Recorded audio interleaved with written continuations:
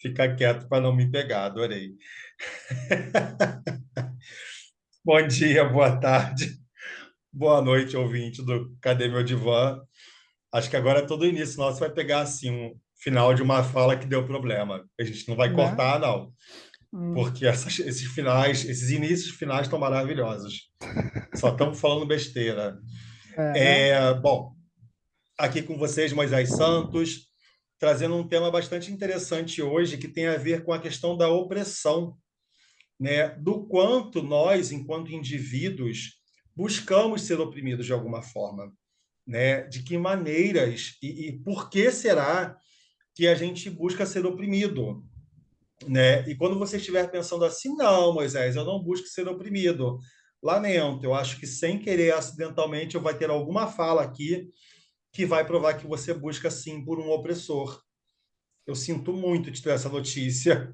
Então, se for um gatilho para você descobrir que tem alguém que te oprime que você aceita, recomendo esperar o próximo episódio, porque de fato nesse aqui você vai descobrir que sim, né, como todo bom mortal que somos, como todo como maioria, né, das características neuróticos que somos, neuróticos histéricos que somos, né, a maior parte aí das pessoas tem o fator da neurose histérica, né, nós buscamos sim um opressor para chamar de nosso, né? Eu lamento. César, já dei a má notícia.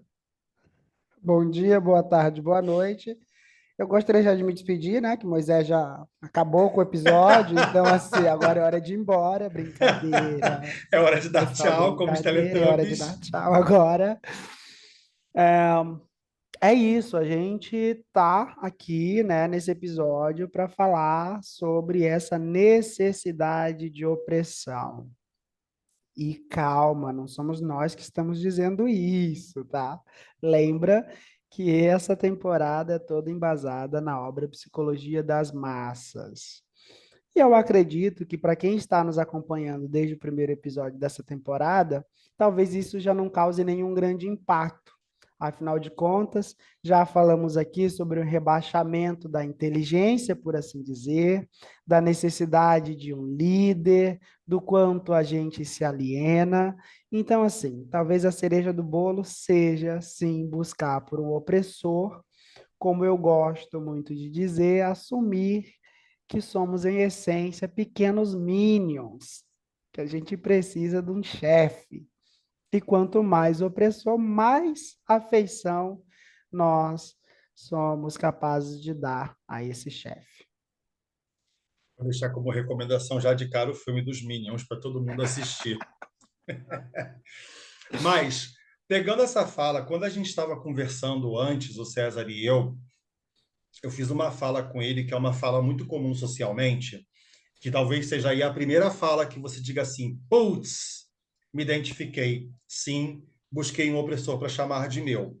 A fala é a seguinte: se você nunca fez essa fala, você ouviu alguém que já fez.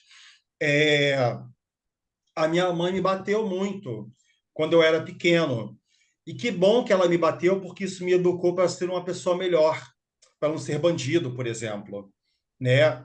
E aí a primeira pergunta que eu trago é: mas será que a pessoa seria bandido se não tivesse apanhado da mãe, né? É uma das primeiras perguntas assim que eu trago, porque traz aquele conceito de que apanhou muito e assim se tornaram adultos melhores. Mas veja bem, como professor de língua portuguesa, eu vou fazer aqui uma observação. Assim se tornaram adultos melhores. Não disseram, somente assim se tornaram adultos melhores, né? Então, será que não havia uma segunda opção? Será que não havia uma outra via para essa situação? E aí é um pouco do que eu estava conversando com o César, né? A gente sempre conversa um pouco antes de começar um episódio e tudo mais, e a gente falava um pouco sobre isso, que é o quanto as pessoas romantizam a violência que sofreram, né? Como tem algumas pessoas que passaram por situações, às vezes, assim, de um estresse, de um trauma no trabalho, né? E falam assim, não, pelo menos me pagavam bem. Ou seja, você buscou um chefe que te oprimia e usou o subterfúgio de que o salário comprava aquele sofrimento. Eu passo pelo estresse que eu passo no meu trabalho, mas pelo menos eu ganho um bom dinheiro. Mas a custo de quê? O quanto você está sofrendo por dentro por esse bom salário, né? A gente vê aí os casos de burnout hoje em dia tão falados, né? Quantas pessoas estão aí como panelas de pressão, como vulcões em erupção, né? A ponto de entrar em erupção, mas usam a desculpa do pelo menos eu estou ganhando bem, ou eu não posso deixar esse trabalho porque eu não vou conseguir outra coisa. Você conseguiu esse trabalho, você também vai conseguir outra coisa. O mercado de trabalho está aí para tudo e todos. Pode demorar, pode levar um tempo, né? Eu não estou mandando ninguém deixar o seu emprego, tá? Não estou fazendo aqui militância, largue o seu emprego e abra a sua empresa. Não é isso, tá? É só para que a gente entenda até que ponto a gente está se colocando em situações de sofrimento e até que ponto a gente está permitindo, estamos nos permitindo passar por esse sofrimento, né? Então, acho que é um pouco disso. Eu diria até que, até mesmo, né, que conforme você traz em sua fala, até mesmo essa tolerância em suportar isso, que é objeto de queixa, já é por si só e em si só essa tendência, né, de Sim, buscar pela opressão. Perceba, no exemplo que Moisés traz, você chega e diz: Eu não suporto mais aquele chefe, eu não suporto mais aquela empresa, aquele trabalho, eu não suporto mais o meu marido, a minha esposa, enfim. Você chega trazendo uma queixa e um raciocínio lógico, simples, seria: bom, se eu não suporto, então eu procuro alguma coisa que me liberte disso. Mas não. Ao invés de procurar alguma coisa que me liberte disso, eu vou procurar alguma coisa que justifique a minha permanência sob essa opressão. É o salário, é a necessidade, é o que for. Cada um vai dar, vai apresentar a sua justificativa para dizer que está tudo bem sim, continuar nessa situação desconfortável. Afinal de contas, eu ganho um bom salário, afinal de contas, eu não conseguiria outro trabalho, enfim. sim, E, só para reforçar o alerta do Moisés, também não estou dizendo largue o seu trabalho. Mas, como é uma coisa muito utilizada, e eu amo isso depois que eu descobri com a ajuda da psicanálise, a vida é escolha. E, nem, assim, quando digo a vida é escolha, não implica dizer que a escolha quer dizer uma ação imediata. É a tomada de decisão. Bom, não suporto mais o meu trabalho. Beleza, se não suporto, então vou sair. O que que eu faço? Escolhi sair. Mas antes disso, eu me planejo, eu me preparo, eu arquiteto condições para que eu possa me livrar dessa situação que me oprime. Para então, quando for possível, eu me liberto. Esse deveria ser o caminho normal. Mas qual é o caminho normal? Eu continuo lá. Eu adoeço, eu tenho burnout, eu desconto na minha família, eu desconto no meu trabalho, eu faço mil coisas, menos aquela que o raciocínio lógico me diria para fazer. E mais do que raciocínio lógico, a tendência de autopreservação me diria fazer. Evita, porque no geral a gente tem uma tendência a evitar aquilo que nos causa dor. Por que que na situação de opressão isso não é verdade? Por que que na situação de opressão isso não acontece dessa forma, seria né? pela dor não ser física? Será? Pensei sobre isso. Será? Isso seria até conversa de bastidores, Sim, mas a gente conversaria muito sobre isso em bastidores, como a gente vai questionando um ao outro durante os papos. Mas sim. agora que você comentou, eu tive que interromper sua fala para fazer essa pergunta. Será que é porque essa dor não está sendo física de fato? Quando doer fisicamente, aí eu mudo? Mas às vezes é uma dor física. Por exemplo, vamos considerar algumas atuações, algumas funções. Aí vamos falar, vamos pegar esse recorte, né, da questão profissional. Vamos dizer, algumas funções, a pessoa, sei lá, desenvolve uma tendinite, desenvolve, enfim, qualquer coisa Sim, que seja com impressão no corpo, né? sim. É uma dor física. Em Mas algumas, a relação está muito clara, que é, que é em em decorrência da decorrência da atividade que a atividade. pessoa desempenha. Ah, motorista, problemas de coluna, hérnia de disco, e por aí vai. Mas por quê? Né? Trouxemos agora que pode ser para além só da dor emocional, pode também imprimir no físico. Mas por que que ainda assim a gente permanece? Será que talvez a resposta seja justamente o tema desse podcast? Sim, A necessidade que temos de ser de ser oprimidos? oprimidos, ter um opressor Né? para chamar de meu. Exato, exatamente. E aí eu vou além, porque por muitas vezes, quem está sendo o opressor que eu chamo de meu? Tem alguém ou sou eu mesmo que me chamo de meu opressor, que me Uhum. trato como meu auto-opressor, né? Ao invés de. Porque às vezes o grande problema da psicanálise, da terapia, não vou falar da psicanálise, não. O grande problema de você se sentar em um divã está em descobrir que boa parte dos problemas que você passa foram causados por você, né? Sim. É, o famoso cair do cavalo, né? Eu ainda me lembro como foi a minha queda do cavalo, foi um desastre. Quando eu me dei conta de que era eu o tempo todo, né? E ainda me lembro de quando eu teimava com a minha terapeuta de que não, de que o mundo era mau, o mundo era cruel. E Porque a gente ela, quer manter essa ilusão a isso, essa todo ilusão é custo. maravilhosa, porque assim, ser a Linda. vítima até o fim, até que a morte me separe da vitimização, né? É uma relação super saudável.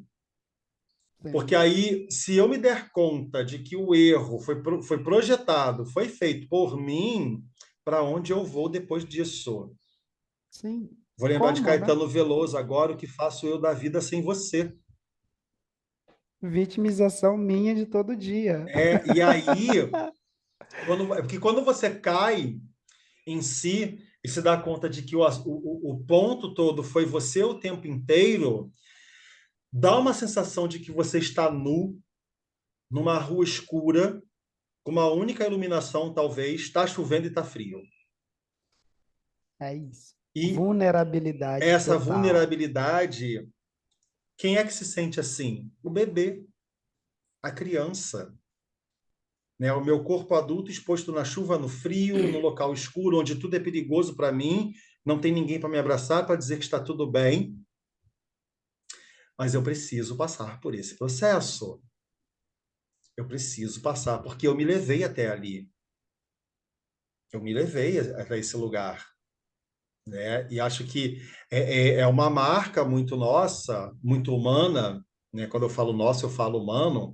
É uma marca muito humana é, fazer o Homer Simpson.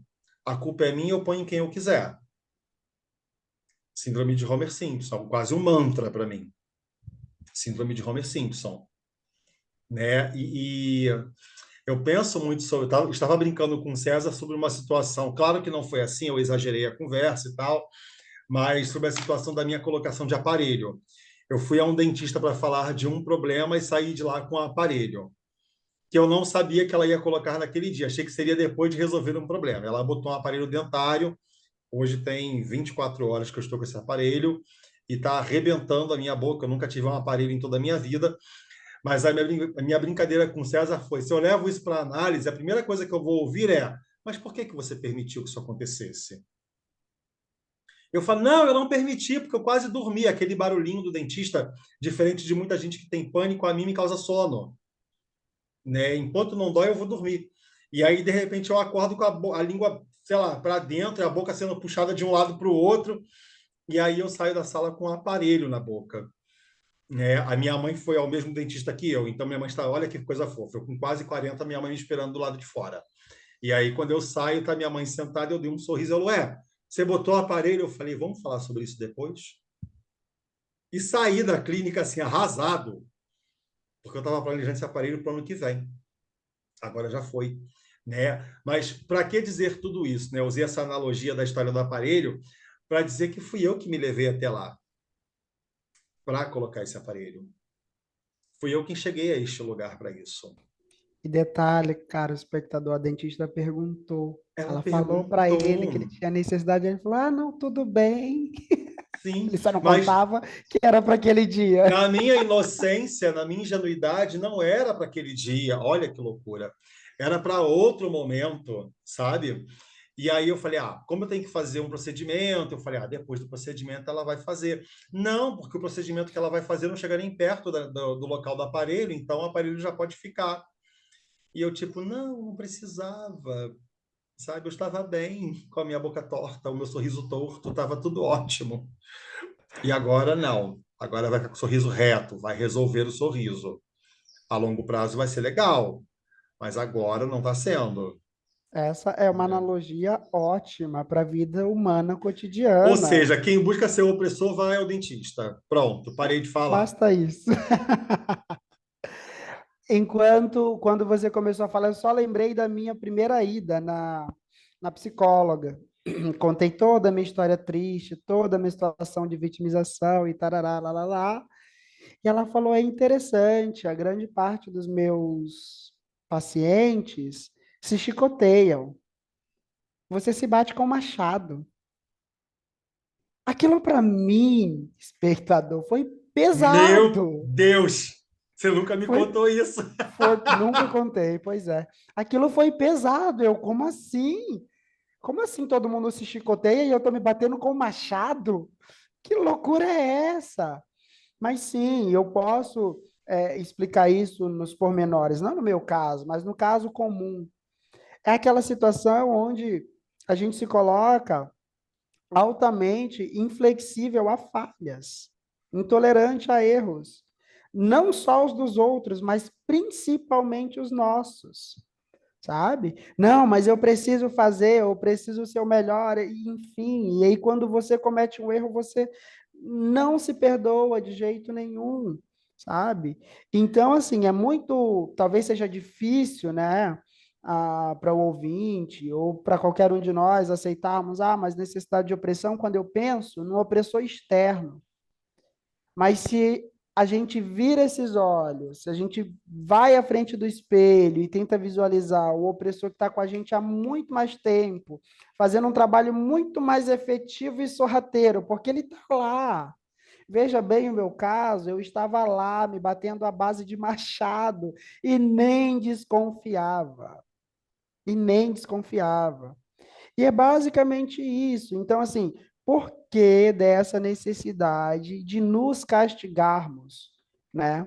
E quando não fazemos isso, quando não é um castigo auto-infligido, por que que permitimos que o outro nos castigue, né? Um outro viés disso, e talvez isso seja um pouco polêmico de ouvir, é a própria religião, a ideia de pensar um Deus tirânico, né?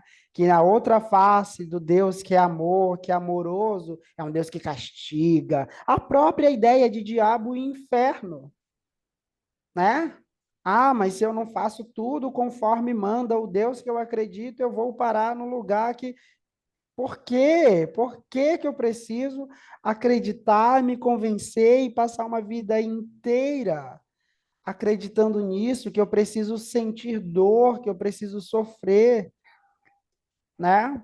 Isso me traz, agora enquanto falo, me traz uma outra ideia, dessa ideia de que a vida para ser feliz e a vida além dessa. Gente, e se talvez a gente só tiver essa? E o que a gente está fazendo com ela é isso, é um eterno sofrimento, né? É nos entregando à opressão do outro, quando não praticando a opressão contra nós mesmos. Por quê? Né?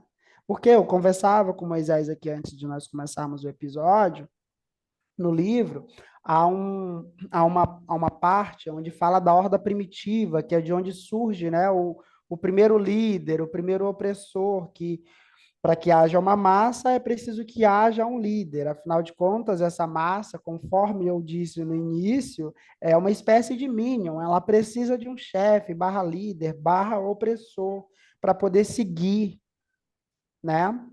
E no livro, né, tem esse trecho onde menciona que quando esse opressor morre, quem o substitui é o filho caçula, é o protegido da mãe. E nós discutíamos, mas por que ele, né?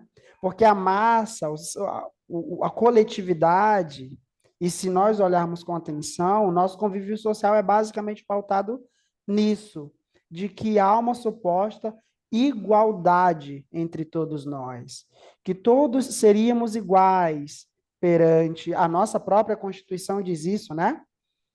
Não, não funciona assim. Essa é uma ideia que a gente cria para que se torne mais confortável viver em coletividade, né? E eu acho que na pós-contemporaneidade isso está ficando cada vez mais evidente. Essa ideia de igualdade, essa sensação de igualdade, está ficando cada vez mais fragilizada, né? E aí, talvez, para tentar manter essa ideia de igualdade, a gente busque essa opressão. E quando a gente não encontra, a gente pratica contra nós mesmos, né?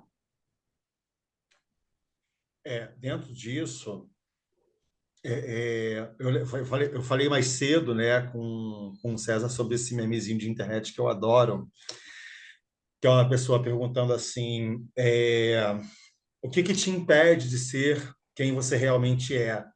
E a pessoa diz assim, o Código Penal. Isso tem tudo para ser uma brincadeira, mas não é. É verdade. As pessoas não são o que elas realmente gostariam de ser por conta do Código Penal.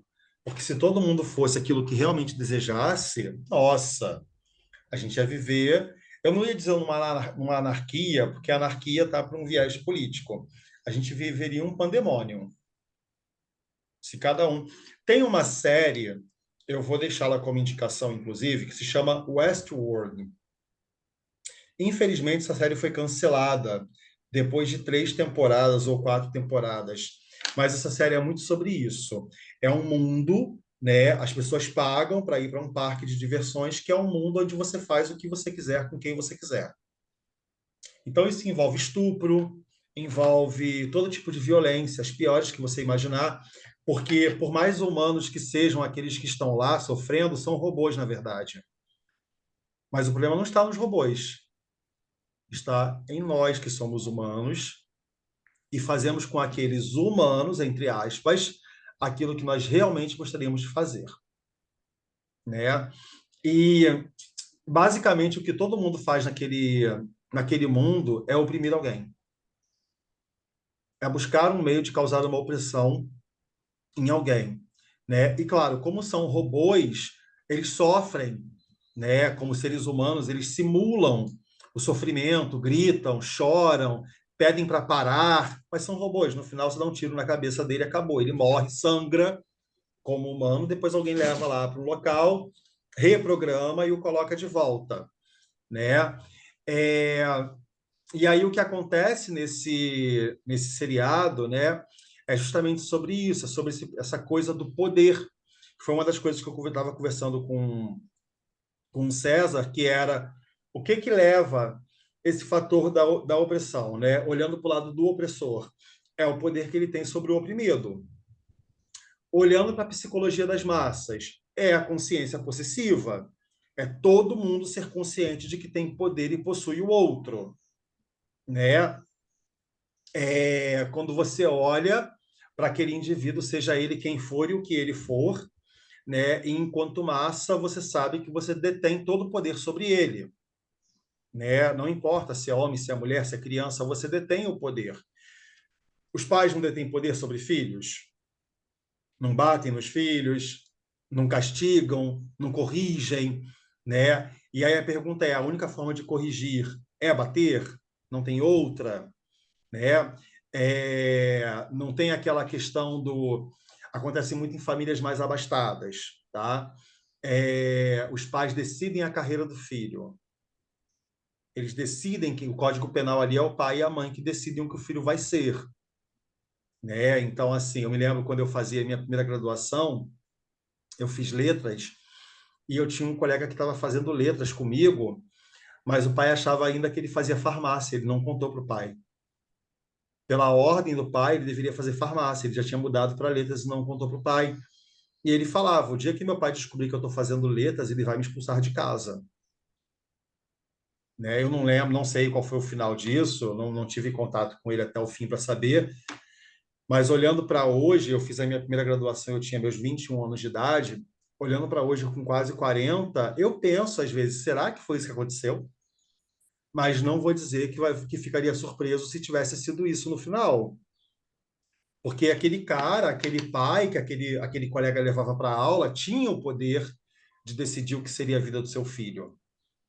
Ou seja, ele era um tirano, era um pai opressor, era um pai tirano. Quando a gente olha para a questão política, religiosa, por muitas vezes o líder é um tirano.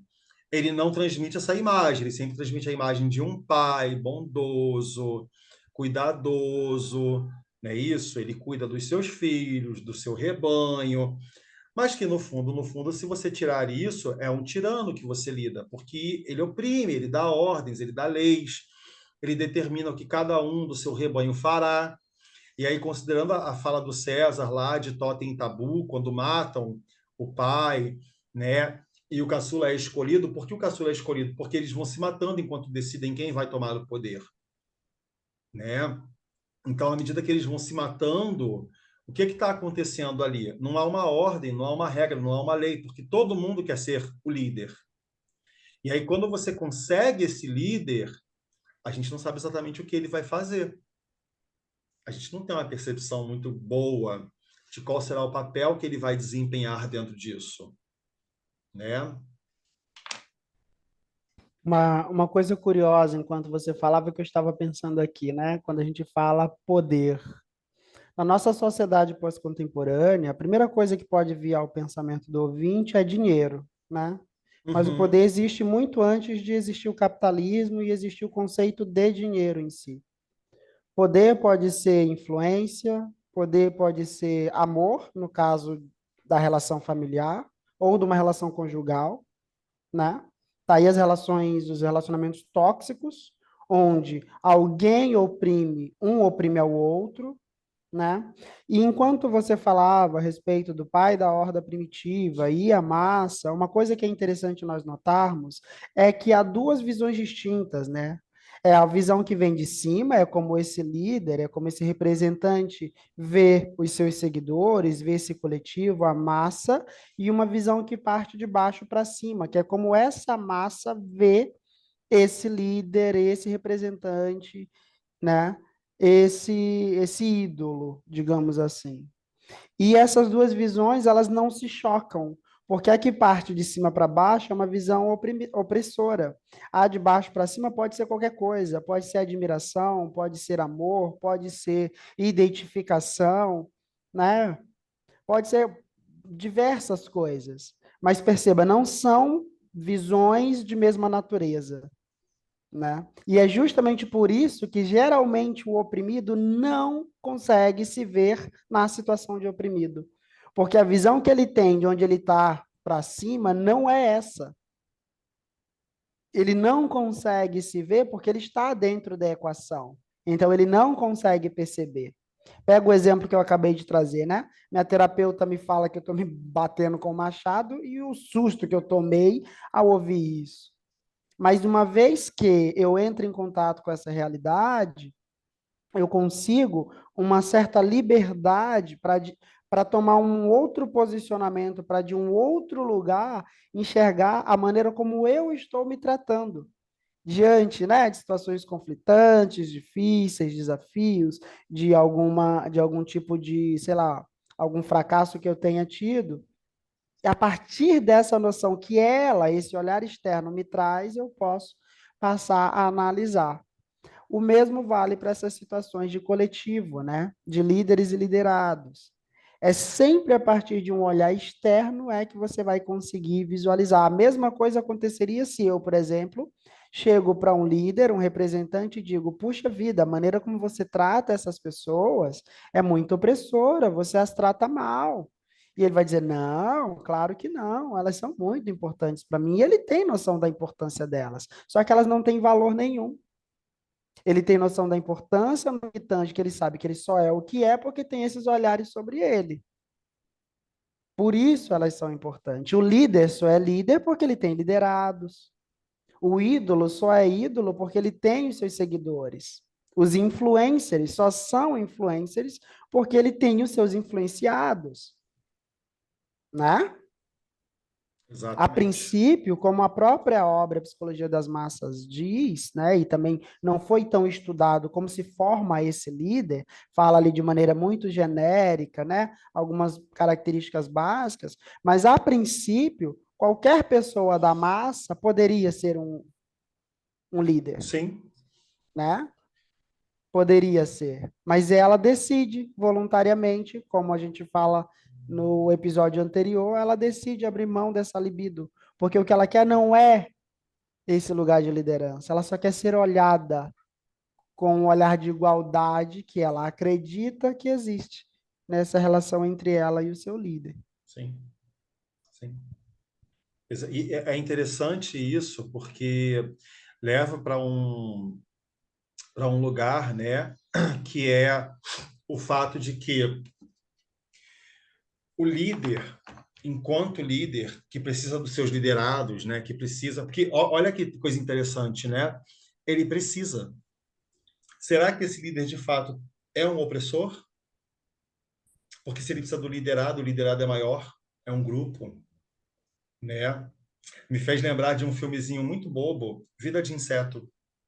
Uhum, O líder dos uhum. gafanhotos, né, que é um líder, até o momento em que o bando se vira contra ele, né? A massa se vira contra o seu líder, porque a massa é maltratada, né? Porque é aquilo, o líder da massa não tem amor pela sua massa. Ele vende uma ideia de amor. Ele não tem. Falei isso em outro episódio. Falei isso em outros episódios, não falei isso em um só. O líder de uma massa não é amante da sua massa, mas é amado pela sua massa. A massa o ama. Por que que essa massa o ama? Porque ele a representa. Essa massa o ama porque ela se sente representada por esse líder. Não importa se é o aspecto político, se é o religioso, se é o síndico do seu prédio. Ele é o síndico porque ele representa os pensamentos da maior parte dos moradores. Entende? Para não pensar que é uma coisa de viés, de uma ideologia, algo ideológico que não é nosso lugar, a gente não está fazendo isso. Mas o líder não ama a sua massa, ele não ama quem os ama. Ele apenas os representa. Ele representa essa massa, Porque né? ele não tem essa necessidade, né? Porque ele Ele não tem não essa tem, necessidade desse amor. Quem ele tem é o aprendeu, liderado. ele aprendeu que ele não precisa ser amado, até porque ele foi escolhido por muitas vezes, né? Por muitas vezes ele foi então assim, se ele foi escolhido, o gesto de amor na direção dele já estava pronto na escolha. Vejamos as monarquias no passado, Eu ia falar né? exatamente isso. Olha o conceito monárquico. Ele era escolhido por quem? Por Deus. E quem trazia essa autoridade, essa mensagem? A igreja, que era o poder maior, a maior representação de Deus na terra. Eram os maiores representantes de Deus na terra, era a igreja. E era ela quem trazia essa imagem, essa mensagem daquele homem, aquele líder, aquele homem, sempre homem, não mulher, né? Aquele líder como sendo o pai. Vamos lá para Totem e Tabu, o pai. Era a imagem do pai. Mas olha que coisa forte, né? Quando o pai morre em Totem e Tabu, quem é escolhido para assumir o lugar? O caçula, que está perto de quem? Da mãe. E aí foi a minha conversa com o César. Por que ele foi escolhido? E aí o ponto foi porque ele estava perto da mãe. Ele estava perto de quem o colocou para fora. Se ele era o caçula, ele era o mais recente a sair do prazer da oralidade, o prazer oral, a boca no peito da mãe. O tesão dele, a libido dele era oral ainda, ou tinha acabado de passar, era a boca no peito da mãe. Ele estava mais próximo disso. Dificilmente ele ia matar ou se engalfinhar para matar alguém. Ele estava em outro lugar, né? E aí é importante a gente olhar para esse movimento de que, quando eu falei de consciência possessiva do opressor, né, da massa opressora, do grupo opressor, do opressor sendo uno, sendo um só, quando eu falo dessa consciência possessiva, que eu mencionei no episódio anterior, é o quanto esse outro quer tirar de você. nunca é suficiente, ele sempre vai tirar mais. Sempre vai tirar um pouco mais de você. Até a hora que você não tiver mais o que oferecer. Ele te abandona e tira de outro. Você não é mais útil a essa massa, você vai ser excluído dela. Sabe onde isso é muito visível? Seitas. Sim. Olha para as seitas. Tem um documentário na Netflix muito bacana chamado Como Ser Líder de uma Seita. Tem um em especial, eu acho que é o segundo episódio. Eu não lembro o nome do cara, mas é um cara que ele era muito preocupado com o corpo dele, com a beleza física dele. Ele fazia calistenia e tal. Como ele era paparicado pelas pessoas. Ele era acordado com massagens corporais, além dos abusos que ele havia feito com algumas pessoas, abusos sexuais, inclusive, porque ele é líder. E as pessoas fragilizadas, elas iam a esse líder e cediam a todos os seus desejos e prazeres, porque ele era o quê? Um líder, né? E quando alguém saía dessa caixinha, essa pessoa era expulsa. Mas de que maneira essa pessoa era expulsa? Não sendo mais apreciada, não sendo mais abraçada, né? Ela, em tese, ideologicamente, ela morria para o bando. Ela morria para o bando. Depois da fala do César, eu vou falar de uma outra morte, que eu acho Uma coisa interessantíssima. interessante, que enquanto você fala, me veio à cabeça o quanto que isso é constitutivo, né? Basta pegar o exemplo de olhar uma criança pequena que é ignorada pela mãe. O quanto essa criança vai se sentir mal. Porque, como acho que eu devo ter dito em algum outro episódio anterior, a gente só é diante do olhar do outro. Olha daí o porquê que a gente busca o olhar desse líder. Olha o porquê da busca por isso que acaba desembocando numa relação opressiva, porque a gente precisa e ele sabe da nossa necessidade. Então, se ele sabe dessa necessidade, ele pode fazer com a gente o que bem quiser, porque afinal de contas, basta apenas que ele nos olhe. E na maior parte das vezes, como já dissemos aqui diversas vezes, ele nem olha. É só uma ideia, uma construção idealizada que a massa faz de que ela é vista e de que ela é vista de maneira igualitária, justa. Na obra Psicologia das Massas é mencionado as massas artificiais, a igreja e o exército. É exatamente essa relação que há. Os fiéis acreditam que são amados por sua entidade maior, seja Cristo, seja qual for o Deus seguido nessa religião. Os fiéis são acreditados, são amados por ele com igualdade. Os soldados acreditam que são amados por seus líderes, seus sargentos, tenentes, capitões, e por aí sobe, porque o negócio é organizado, é uma massa artificial, ela é estruturada. E a coisa é tão bem estruturada que são duas massas artificiais que passam séculos, milênios talvez, né? Como eu falei da questão da morte simbólica, né? É, tem uma outra que eu acho tão interessante quanto de falar sobre que é a morte física. E aí eu vou levar para um lugar que eu acho muito importante, que é a própria Igreja Católica, quando mata as bruxas. Sim. Bruxas, entre muitas aspas, tá, gente? Quem foram as bruxas que morreram? Quem eram aquelas mulheres? As mulheres que estavam à frente do seu tempo. Eram as mulheres que não cabiam na caixinha daquelas outras mulheres que eram obedientes, que só ficavam fazendo o que o marido mandava, né? Mas de que forma essas mulheres se tornaram tão desobedientes assim? Elas trabalhavam na casa das outras mulheres, elas cuidavam das crianças e elas davam dicas de como cuidar dessas crianças, elas davam dicas de que planta utilizar quando a criança tinha uma tosse, o que fazer quando a criança acorda muito durante a noite, etc. E aí, por isso, elas vão ser taxadas como bruxas, a ponto de serem queimadas. E aí a gente encontra, basicamente, um dos maiores casos de genocídio, de feminicídio, né, Feminicídio, sim. coletivo assim de mulheres na história da humanidade. Porque no final era isso, né? O que a gente está vendo ali o tempo todo é uma sociedade que está a todo momento punindo o outro, quando diz assim, não, você não cabe no meu ideal de sociedade. Né? E por que a gente está falando sobre esse episódio de um opressor? Para fazer você se sentir oprimido? Não, para que você aprenda a não se permitir ser oprimido. Ou que você minimamente permita que seja menos oprimido. Né? Porque é sobre isso que a gente vai falar. Eu estou falando muito da visão do opressor. Quem é o opressor? O que o opressor faz?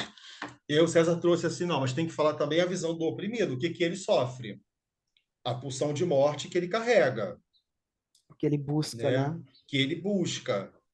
Né? E aí, o que é isso? Porque quem é o oprimido? O oprimido é o vulnerável.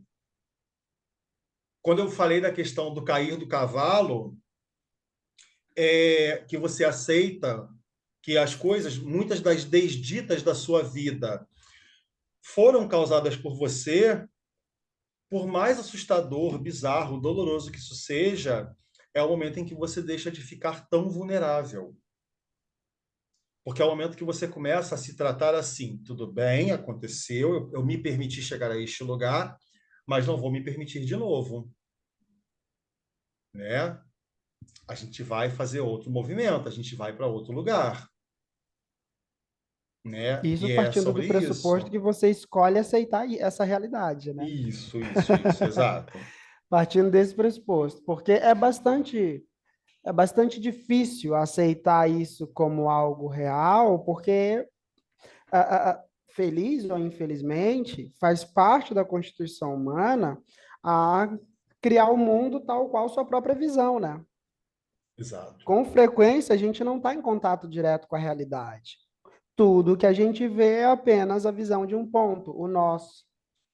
Sim. Então, Moisés pode virar e dizer para mim, César, essa ideia que você está tendo sobre esse, sei lá, sobre esse assunto é uma ideia idealizada, a realidade não é bem essa. E aí eu vou escolher se, diante disso que o Moisés me traz, se eu pego isso e considero ou se eu simplesmente descarto, né? Porque há a possibilidade de eu descartar e continuar do mesmo jeitinho que eu estava. E aí pode vir, né, podem surgir algumas coletividades, porque perceba, a partir do momento que eu descarto esse vislumbre de realidade que o Moisés me traz, né, eu digo assim, olha, eu quero continuar com a minha ilusão, Sim. mas tem um ponto, eu não sabia disso, agora eu sei. Eu posso até escolher abrir mão, posso até escolher não fazer mudança nenhuma. Né? Que tem muita gente que fala, eu quero que as coisas mudem, mas eu não quero mudar nada. Sim. Desculpa, isso não vai acontecer, Não vai acontecer. sabe? Se você quer que alguma coisa mude, é você quem tem que fazer a mudança. Mas o fato é que é justamente nesse momento de ruptura é que surgem essas imagens, essas entidades opressoras. Porque ou você toma a rédea da situação ou alguém vai tomar por você. Isso é um fato. Então, se você não está vivendo a partir das suas escolhas, é interessante dar uma olhada para entender a partir das escolhas de quem você está vivendo. Sim.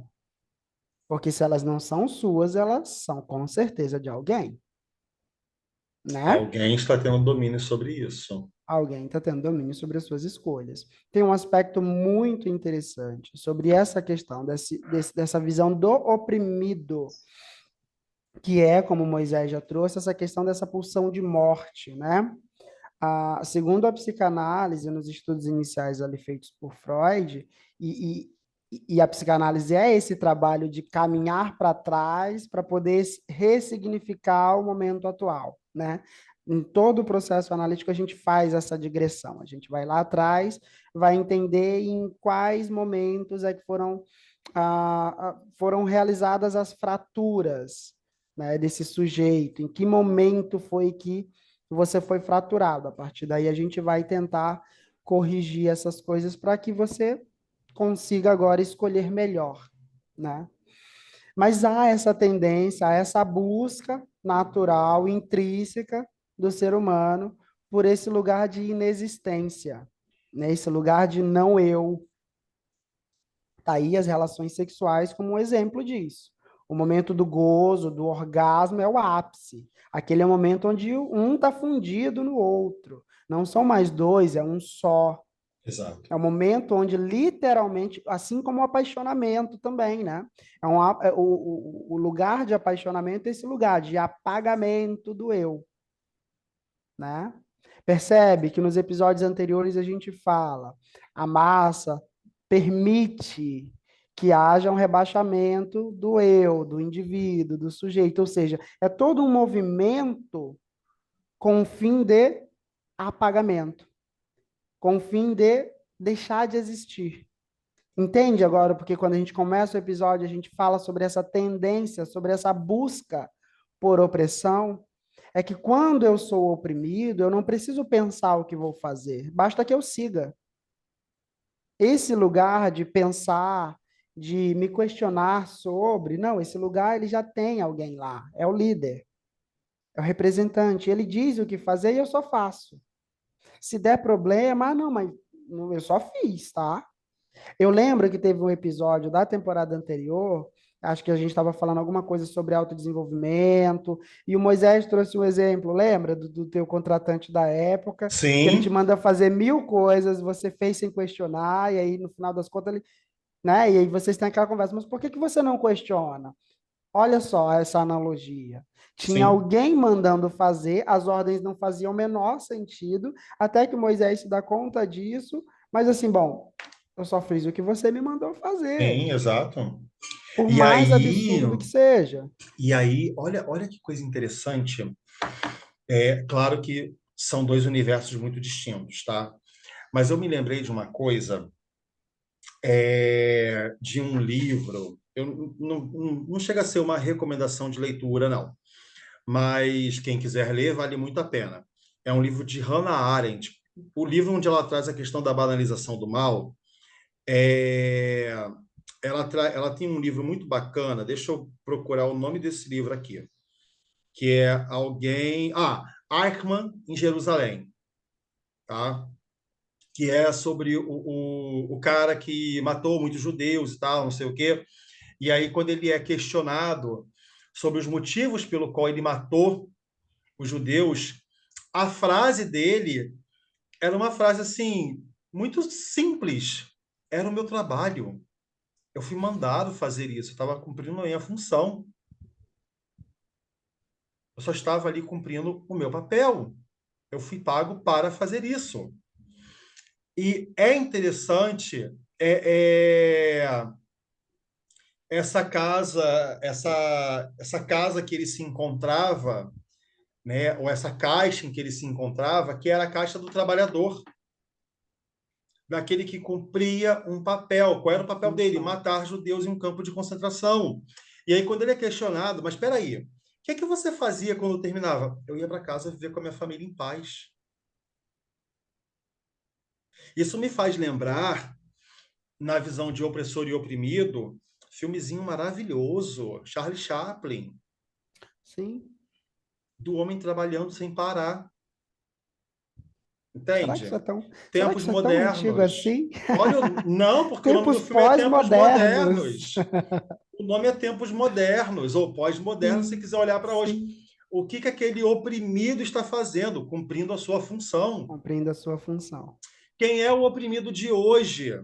Nessa pulsão de morte, esse vulnerável, com esse eu em crise. Foi a fala que o César usou antes da gente começar. Não vou Sim. agir como se a fala fosse minha, a fala foi dele. Né? O eu em crise, eu achei incrível, eu tive que anotar na hora que ele falou. O eu em crise, eu anotei. Quem é o que é o resultado dessa pessoa? A baixa autoestima, Uhum. a depressão, né?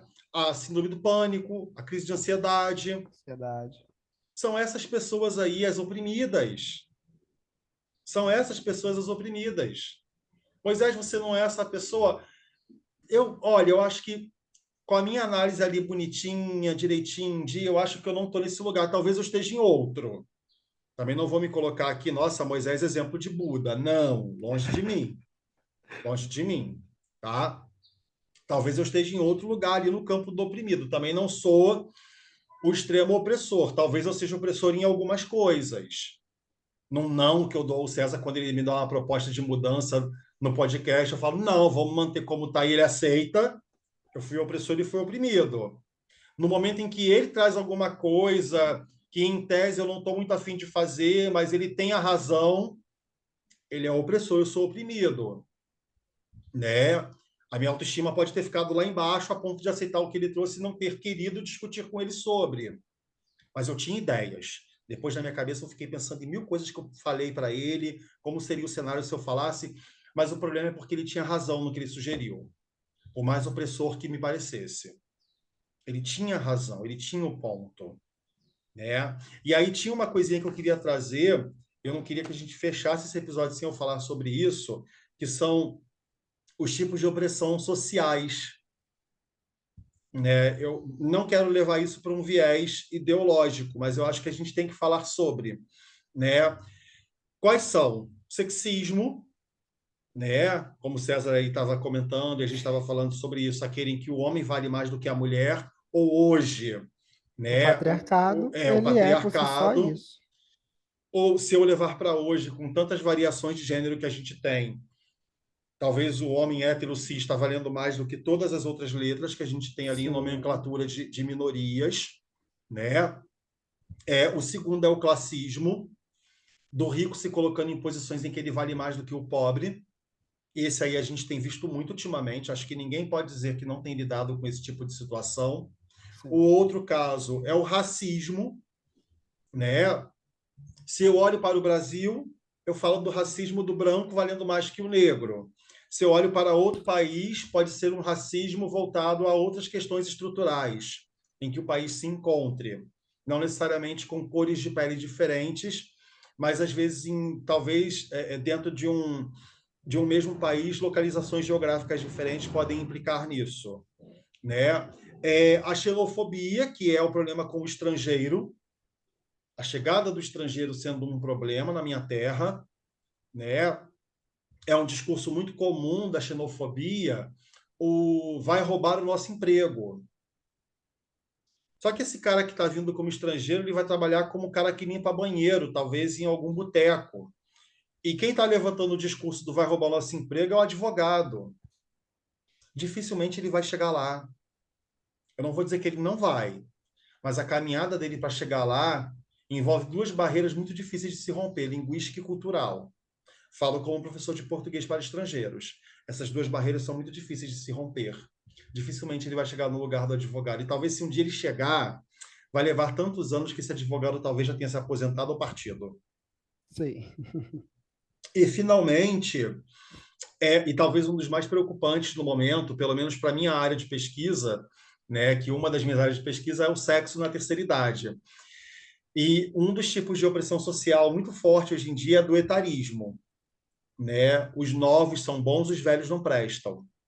Os velhos não aprendem tecnologia, o velho fica quieto, o velho não tem escolha. A gente vai fazer, eu vou me mudar e minha avó vai comigo, ela não tem o que escolher, não vou consultá-la. E por muitas vezes, de fato, ela não vai falar nada porque, como ela não foi consultada, ela não vai dar opinião, mas ela não está feliz.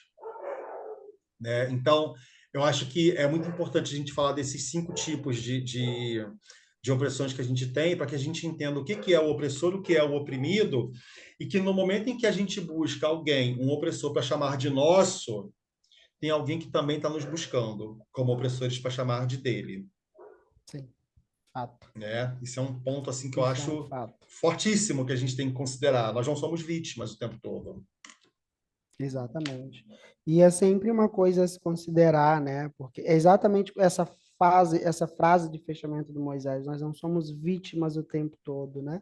E, e, e tudo isso, todo esse discurso de opressão, de oprimido, de opressor, ele vai sempre estar ele está presente, na verdade, na linguagem, né? É quem traz e como traz. né? Então, há uma tendência, eu estava perguntando para o Moisés antes de nós começarmos, eu falei, gente, a psicanálise traz ali algumas classificações, neurótico, perverso, psicótico, histérico e lá.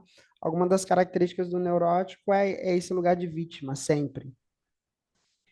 E essa perspectiva, ela nos traz junto também um ponto cego, que às vezes a gente está dizendo que a vítima da situação e não consegue, a vítima barra oprimido da situação, e não consegue se enxergar no lugar de opressor, Uhum. né? E não ser capaz de conseguir se enxergar no lugar de opressor, porque afinal de contas, antes de cair do cavalo, é o mundo todo o problema, e não a gente, né? E mesmo que seja, mesmo que cheguemos à conclusão de que, olha, aqui eu estou oprimindo, aqui estou sendo oprimido, é importante ter essa, digamos, essa autoconsciência para que você consiga, e volto a dizer, né, não existe em nenhum dos nossos discursos, em nenhum dos episódios, não existe o paraíso disso que a gente traz. Não, não, faça isso, você não vai ser nem opressor nem oprimido. É impossível. Tudo isso está para a natureza humana, está para a sociedade tal qual nós a construímos, né? A diferença é que com um nível mais ou menos elevado de autoconsciência, você vai poder deter em suas mãos um pouquinho mais de autonomia do que quem não tem nenhum tipo de autoconsciência. A gente não pode deixar nunca de lembrar, nunca de levar em consideração que tudo o que existe no mundo é resultado do trabalho do ser humano. E o ser humano é falho. Ponto. A É todo isso. momento. Então É, não adianta essa busca por um lugar perfeito. Esse lugar, para existir, precisaria ter sido feito por alguém. E sim. possivelmente seria um ser humano. Logo, não é perfeito. Hoje mesmo eu vi um texto que eu achei muito bacana. É cena de alguma série ou de algum filme, é um recorte, né? Que um cara diz assim: eu nunca mais vou falhar. E o outro diz assim: você vai falhar. Não que você não seja capaz de não falhar, mas é porque o mundo é foda. O mundo vai fazer com que você falhe novamente. Não faça essa promessa. Você não vai poder cumpri-la e vai se punir depois por isso. E a culpa não é sua. E é isso, né? Eu acho que é olhar para esse lugar onde eu sei que sim, eu vou errar, eu vou falhar, mas não é por mim, não é porque eu sou incapaz de não falhar, não é. É justamente porque eu sou humano e se tem uma coisa que eu sou capaz de fazer é de falhar, né? As nossas inúmeras tentativas de sermos perfeitos são as que mais cobram de nós as nossas falhas.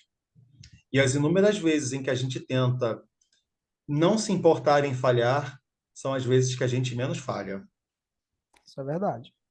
Porque quando a gente falha, e é uma conversa que eu lembro que eu tive com o César uma vez há muito tempo atrás, quando a gente falha e a gente trata a falha como uma ação natural de um indivíduo, porque ele é falho, ela não pesa tanto, ela não dói. Não é isso? Exatamente. Ela, quando eu vou lá e passei por isso, e aconteceu assim, aconteceu assado, e me doeu, ou eu errei, e sem querer eu feri alguém, eu machuquei alguém, e etc. Mas eu lido com isso sabendo que não é que eu sou uma pessoa ruim, mas é porque eu sou falho, eu vou falhar, e eu falhei, pronto. E é isso. E quando eu aceito isso bem, quando eu lido com isso bem, a falha tem outro sabor.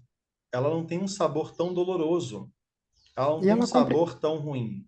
e ela cumpre a finalidade dela, né? Porque o contrário do que o senso comum possa nos fazer acreditar, que a falha tenha por finalidade nos causar dor, ela tem por finalidade nos trazer aprendizado, De trazer experiências. nos trazer experiências. Porque perceba bem, se mudarmos a perspectiva, tirando uma falha, né? Vamos botar uma falha, um fracasso, um erro. Se nós tirarmos ele do lugar de algo que dói e só, e colocarmos ele no lugar de uma aprendizagem, numa Uhum. segunda oportunidade em que eu passar por uma situação minimamente semelhante, eu tenho aquela experiência anterior Sim, como aprendizado. Eu posso sim. Se estiver atento, olhar todas as conjunturas, todo o caminho e pensar, oh, esse caminho aqui eu já Esse fiz. caminho eu já fiz. Ah, beleza, ali na frente tem um bueiro aberto, foi lá que eu caí da primeira vez, eu contorno agora. Sim, Porque perceba, a gente só conhece o caminho a partir do momento que começa a fazê-lo, a partir do momento que sim, começa a caminhar. E nada na vida pode nos garantir que o caminho vai ser tranquilo, pelo contrário, tudo na vida pode nos garantir que será tortuoso, e será, sim, e será, né? e Então, será. assim, é tudo uma questão de perspectiva sempre. Sempre uma questão de perspectiva. E é importante a gente poder ter autonomia para escolher qual perspectiva a gente quer ter a partir de cada situação, né? É sempre muito importante. Se estamos sendo oprimidos, tentarmos entender o porquê, em que momento nós permitimos sermos oprimidos. Se estamos sendo opressor, também tentar entender o porquê, tentar entender a qual dor a gente está tentando dar vazão ao oprimir o Sim, outro, né? Moisés trouxe na conversa que a gente estava fazendo a perspectiva da educação, né? E a perspectiva de Paulo Freire, não é isso, Moisés? A sim, respeito sim, da sim. educação, que o sonho do oprimido é se tornar É opressor. se tornar a pessoa. Isso é algo muito reflexivo. Por quê? Como é que esse processo educacional que transforma, que converte, né, oprimido em opressor? Sim, Como é que esse sistema educacional, e por que que ele, ao invés de criar cidadãos, ele cria opressores? Ele faz só uma sim. conversão, É a frase, não né, do transforma. a frase do Paulo Freire é quando a educação não é libertadora, o sonho do oprimido é Uhum, tornar-se opressor. é isso. A falha é essa, ela não oferta liberdade. Ela não oferta essa liberdade, E né? liberdade para quê, né? O ouvinte pode se perguntar para Exato. escolher, Para ser você, sem para ter ser medo do você. Código Penal, porque você não vai infringi-lo. Porque você vai descobrir que ser você não tem que ser necessariamente alguém que vai ser mal para o outro, mas Uhum, alguém que vai ser cuidadoso consigo, a ponto de que o outro não interfira, a ponto de que aquilo que o outro faz não necessariamente implica a forma como eu vivo, a menos sim, que eu me permita levar, exato. a menos que eu permita com que a ação do outro me leve para o lugar dele. Né? É a dinâmica do perdão. Perdoar não quer dizer ser amigo, quer dizer não ser afetado quando o nome do outro surge na mesa. Quer dizer não se sentir afetado quando o outro aparece na minha frente. Uma coisa interessante, talvez não tenha nada a ver, mas falar dessa questão do perdão, né? De poder escolher perdoar. Acho que essa semana aconteceu alguma situação em que eu cometi alguma falha com um amigo, eu cometi uma falha com um amigo, e aí eu falei assim, eu queria, e aí a pessoa se colocou e tudo, e ouvindo aquela situação nas palavras dela, fez eu perceber ainda mais que eu tinha agido mal. E aí eu ouvi, depois terminei de ouvir, eu falei, cara, diante disso eu só tenho uma coisa para te dizer, me desculpa. Aí a pessoa no alto ali do seu ego falou, bom, você não precisa me pedir desculpa porque isso não me abalou. Eu digo, olha, pela maneira como você falou, claramente te abalou. Mas de qualquer modo, eu não estou te pedindo desculpa por você em si só, sabe? Mas é porque eu me senti mal pelo que te fiz. E aí, nisso que eu quero dizer é que a essência, por exemplo, do ato de perdoar, o ato de perdoar não é para o outro, é para você. Você. É para que você seja capaz de fazer esse movimento de assumir um erro, um equívoco, e assumir o compromisso de melhorá-lo e não repeti-lo. Porque sem essa consciência, o que existe é só repetição. Sim. É só isso, né? E aí a repetição do ato de permanecer sendo oprimido, como é muito comum a gente ver, por exemplo, relacionamentos amorosos, né? Das pessoas não, eu tenho o dedo podre. Não é dedo podre. É que você não olhou o que está te fazendo buscar aquele tipo de relação. O que em você está querendo castigar, que você precisa colocar dentro de um relacionamento opressor, tóxico, né? Ou do outro lado. Que tipo de mágoa você ainda carrega a ponto de oprimir a todos que se aproximam de você? Que necessidade é essa, né? E aí é onde entra sempre o questionamento. Cadê o meu divã? Porque é lá que Aham, eu vou me haver com essas questões. sim. É sempre lá. Eu lembro, só para poder finalizar minha fala, eu lembro que esses dias conversando com Moisés, e para mim é sempre enriquecedor ter conversas presenciais com Moisés, já falei isso para ele, né, que sempre cai fichinhas assim. E aí eu perguntei para ele de um aspecto específico da minha vida e ele trouxe assim, e eu, carambas, verdade. E hoje eu estava comentando, eu falei, cara, é impressionante como a tomada de consciência, né? E aí, como Moisés intitula, né? A queda do cavalo, para mim, a queda da ficha, é derrubar a nossa ilusão, ela te liberta em alguma perspectiva. Porque ela literalmente, ela desobstrui uma passagem interna, Exatamente. sabe? Que libera toda uma energia, que libera toda uma pulsão que estava ali, atravancada. E te mantendo preso numa repetição, num looping, né? E tanto que a gente tem a tendência à repetição compulsiva, né? Sim, Como termo psicanalítico. Ou seja, é alguma coisa que não está resolvida e que está te levando a essa repetição.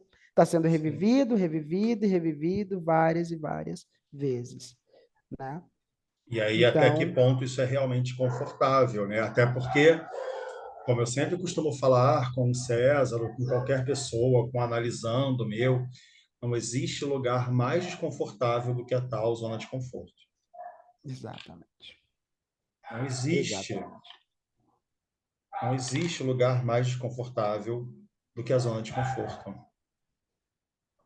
É um lugar pesado, tenebroso. Então, se você se encontra em uma e você não se dá conta de sair sozinho dela, procure por ajuda. Procure sair dela. Pode ser um bom passo e pode ser exatamente o que você precisa para chegar aonde você tanto almeja chegar, para fazer o caminho que você tanto quer fazer, O seu, o seu, o próprio. o seu. Isso. Que episódio, adorei esse episódio. De Fantástico, verdade, de fantástico. verdade. Indicações? Vamos às indicações. Eu gostaria de indicar esse livro, que geralmente é livro de cabeceira de líderes. É só aconselho que quem lê, quem o lê, né, que faça um bom uso, por favor. É O Príncipe de Maquiavel. Ah, o Príncipe de Maquiavel. Ali ele fala sobre as mais diversas formas de opressão e de poder, como eles se estabelecem. E é claro, quem for fazer a leitura, que trate de fazer as devidas contextualizações, porque é um livro bastante antigo, né? Então, assim, é interessante fazer a leitura com as contextualizações, com as contemporizações, mas é um livro que vai falar muito sobre isso, e a indicação do filme Minions, que eu amo essa animação, por ser animação, pelos Minions serem extremamente fofinhos, mas eles têm isso, né, coitados? Eles estão o tempo todo buscando por um chefe, e à medida que os filmes vão avançando, o espectador vai vendo também o desfecho dessa busca incansável Sim, por ter um chefe, e o quanto que eles viram exatamente massa de manobra, né, na mão desses chefes, como eles gostam de chamar, né? sim, Então, assim, eles viram experimento de laboratório, eles fazem coisas fofinhas, mas eles também fazem coisas que não são tão fofinhas assim. sim, E se fizermos, né, as devidas atualizações, é possível ver o comportamento Minion na sociedade atual. A maneira, né, como que corre daqui para lá, seguindo esse chefe, seguindo esse líder, cegamente, servindo de ferramenta, sendo manuseada o tempo todo por uma vontade superior, que na verdade não está procurando nada além da satisfação dos próprios desejos. E é isso. sim. E é interessante quando você fala isso dos Minions trazendo para a realidade humana, como quando a massa, quando quer agradar o seu líder, faz algo errado. Sim. E aí se rompe, né? Porque precisa culpar alguém. Como os Minions, né? Quando alguém erra, Sim. eles batem entre si, se batem entre si, né? E tem muito Sim. disso. Sim. Eu vou indicar, na verdade, um filme que eu gosto muito, que é o Green Book. né? Green Book é um filme sobre a questão do negro no poder, né? O negro é o importante e o branco é o motorista dele. Quem nunca viu esse filme, eu recomendo muito. Não, não que o negro seja um opressor fazendo reparação histórica contra o branco, não é isso, tá? Mas é como a sociedade o trata o tempo todo como sendo inferior, quando na verdade ele é o superior da parada. Então, como que durante a viagem dele, os eventos que vão acontecendo, o branco sempre é tratado com, entre aspas e muitas aspas, o seu devido papel na sociedade, enquanto o negro é o problema ali, né? Eu queria muito recomendar esse filme, né? O César também, ele já se esqueceu, mas eu vou lembrá-lo, falou de um outro livro chamado Peles Negras e Máscaras Brancas, do Francis Fanon, tá? Verdade. Ele esqueceu, mas eu Que ainda falei seria no de mim sem começo, Moisés que anota? ainda falei no começo, eu anotei, eu fiz várias anotações aqui. Quem olhar no vídeo vai ver que eu tenho várias anotações feitas, Sim, né? E eu o falei Moisés assim, não, pós-contemporâneo tem seus pergaminhos, eu tenho sim, meus querido. pergaminhos. Fui hoje muito zoado pelo César, porque um pouco antes da gente começar, ele me fez uma pergunta, eu falei, deixa eu olhar aqui meus cadernos. Eu peguei 3 cadernos aqui para poder olhar. Ele, cara, você era o cara que anotava na faculdade, né? Eu falei, sim, eu sou o doido que anota tudo, né? Eu funciono muito visualmente. É o meu lado opressor é a caneta, né? Corrijo redações em É a, vermelho. é a pena. Isso, corrijo redações em vermelho. Eu sou o código penal para os meus alunos. Mas impeço meus alunos de serem o que querem nas redações de Enem. Mas é isso. Foi muito bacana esse episódio. Eu gostei muito. Achei esse episódio incrível, né? E a gente vai se ver no próximo. Então, deixo um beijo para todos vocês. Espero que vocês encontrem o seu divã. Até a É isso. próxima.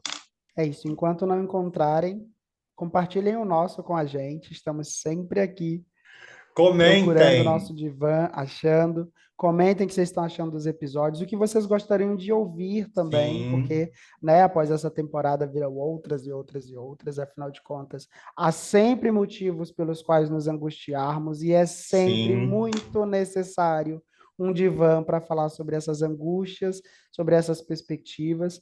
Deixem nos comentários o que vocês estão achando dessa temporada também, para a gente poder ter uma noção de se a gente mantém esse modelo, se a gente muda, quais opções, o que vocês podem trazer também. Participem, é muito Isso importante aí. também. Beleza, galera. Beijo para todo mundo. Tchau, E até tchau. a próxima. Até a próxima.